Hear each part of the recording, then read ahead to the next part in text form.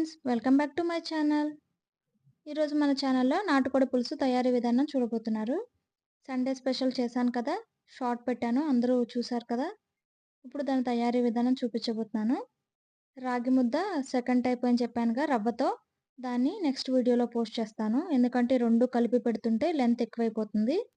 కావలసిన పదార్థాలు: మీ టేస్ట్కి తగ్గట్టు సాల్టు, కొంచెం ఆయిల్, మీ టేస్ట్కి తగ్గట్టు కారం, కొంచెం ధనియా పౌడరు, కొంచెం గరం మసాలా, ఒక 2 మిర్చి, ఒక 2 పెద్ద ఆనియన్స్ సన్నంగా తరిగి పెట్టుకున్నాను, కొంచెం పసుపు, అల్లం వెల్లుల్లి పేస్టు.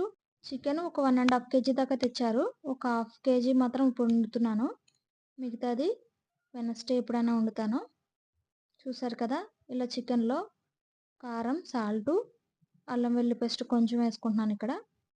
ఇవన్నీ కలిపి పెట్టడం వల్ల చికెన్కి సాల్టు, కారం, అల్లం వెల్లుల్లి పేస్ట్ అనేది బాగా పడుతుంది, మంచి టేస్ట్ వస్తుంది. ఒక కుక్కర్ తీసుకున్నాను, దానిలో కొంచెం ఎక్కువగానే ఆయిల్ వేసుకున్నాను. ఇప్పుడు ఫస్ట్ మిర్చి వేసేసుకుందాం.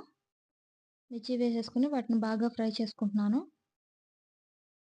ఒక పక్కన రాగి ముద్ద కూడా రెడీ అవుతుంది. సన్నంగా చాపర్లో తడిగి పెట్టుకున్నాను.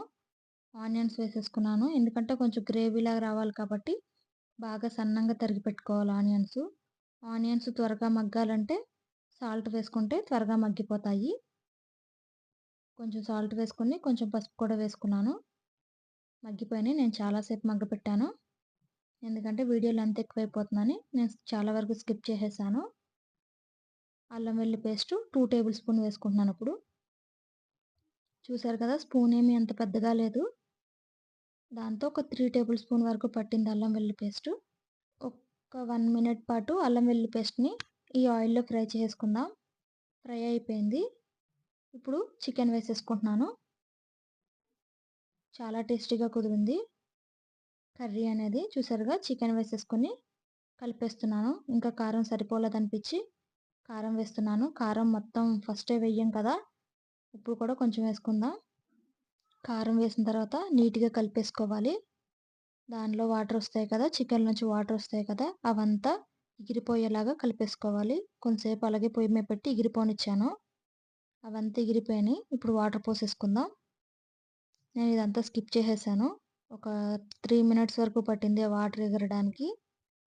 ఇప్పుడు చికెన్ మునిగే వరకు వాటర్ పోసుకుందాం. నాటుకోడి కుక్కర్లోనే ఎక్కువసేపు ఉడికించాలి కదా, లేకపోతే త్వరగా ఉడకదు. మటన్ లాగా ఉంటుంది ఇది కూడా. మటన్కి ఎక్కువ టైం పడుతుంది, దీనికి ఎక్కువ టైం పడుతుంది. ఇప్పుడు ఇంకా కొంచెం వాటర్ పోసేసుకొని లిడ్ క్లోజ్ చేసేసుకుంటాను. చూసారు కదా, అలా పోసుకున్నాను వాటరు. అలా ముక్క తేలేలాగా ఉండాలి, ఎందుకంటే నేను గ్రేవీలాగా చేయాలి కదా, రాగి ముద్దలోకి కదా. రైస్లోకి వచ్చి కొంచెం తక్కువ పోసుకున్నా పర్వాలేదు. హైలో పెట్టి 5 విజిల్స్ వేయించాను, అయినా ఉడకలేదు. ఇంకా మళ్ళీ ఇంకొకసారి పెట్టాను, ఇంకొకసారి పెట్టి ఈసారి సిమ్లో పెట్టి ఒక 2 విజిల్స్ వేయించాను. అలాగా ఉడికిపోయింది. సిమ్లో పెట్టడం వల్ల త్వరగా ఉడికిపోయింది. మీరు కూడా ఇలాగే చేయండి. హైలో పెట్టి ఒక 5 విజిల్స్ వేయించండి.